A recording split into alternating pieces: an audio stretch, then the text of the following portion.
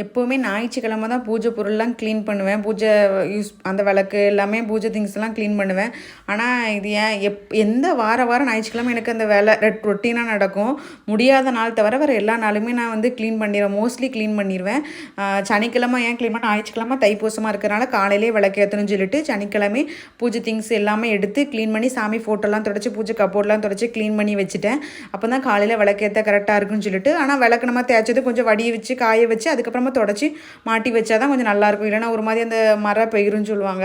அதனால் நான் அப்படி காய வச்சுட்டு அதுக்கடுத்து இன்றைக்கி பச்சை சாத்தி சனிக்கிழமை கொடியேறி இருக்குது. சப்பரம் பார்க்க ஒரு நாளும் போகலை. சுயம்பையாக வந்து கூப்பிடலன்னு நினைக்கிறேன். அதனால தான் போக முடியல. ஒரு வேலையாக இருக்கும். இல்லை நான் வந்து 6 மணிக்கு வரதுனால எனக்கு வந்து ரொம்ப டைம் ஆயிரும். வீட்டில் உள்ள வேலையை 9:30 வரைக்கும் ஆயிருமா. சப்பரம் 9 மணிக்கு போயிடும். சரி, அதுக்கப்புறம் நம்ம சப்பரம் முடிச்சு வீட்டுக்கு வர 11:30 ஆயிரும். அதனால் அதுக்கப்புறம் பாப்பாவும் தூங்கணும். அதனால் போக முடியாமலே ஆகிட்டே இருந்தது. சரி, சனிக்கிழமை இன்றைக்கி கண்டிப்பாக போயிடணும்னு சொல்லிட்டு கிளம்பியாச்சு. பச்சை சாத்திங்கிறதுனால நானும் என் ஃப்ரெண்டும் பச்சை கலரில் சேலைலாம் போட்டு பாப்பாக்கும் பச்சை கலர் ட்ரெஸ்லாம் போட்டு அதுக்கடுத்து கிளம்பியாச்சு. தெப்பம் வர்றதுக்கு கோயிலுக்குள்ளே வந்து தெப்பத்தில் வந்து தெப்பம்லாம் ரெடி பண்ணி வச்சுருந்தாங்க. தைப்பூசத்துக்கு அடுத்த நாள் வந்து தெப்பத்திரலாம். அன்னைக்கு நான் வீடியோ போடுறேன் உங்களுக்கு.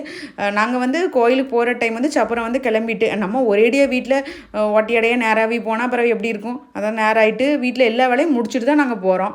நான் கொஞ்சம் சீக்கிரமாக போகணுன்னு நினச்சேன். எந்த வீட்டில் இருந்தாலும் வேலை இருந்துகிட்டே தான் இருக்குது. டெய்லி வேலை தான், எப்போ பாரு வேலை தான், வேலை பார்த்துட்டே இருக்க வேண்டியதாக இருக்குது. சரி, நாங்கள் அந்த கடற்கரைக்கு போகலாம். என் ஃப்ரெண்டு சொன்னால் அங்கே தான் வெடிக்கு நம்ம அந்த கடற்கரைக்கு போகலாம். செப்பரத்தை நேராக அப்படியே பார்த்துடலாம் அப்படின்னு சொல்லி சொன்னான். அதெல்லாம் நேராக கடற்கரைக்கு போனோம்.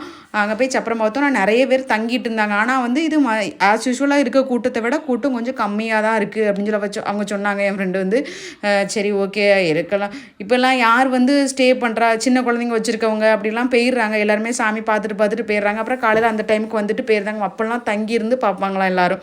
இப்போலாம் எல்லோரும் போயிருந்தாங்க. கடற்கரையிலேயே கூட்டம் கொஞ்சம் கம்மியாக தான் இருந்தது.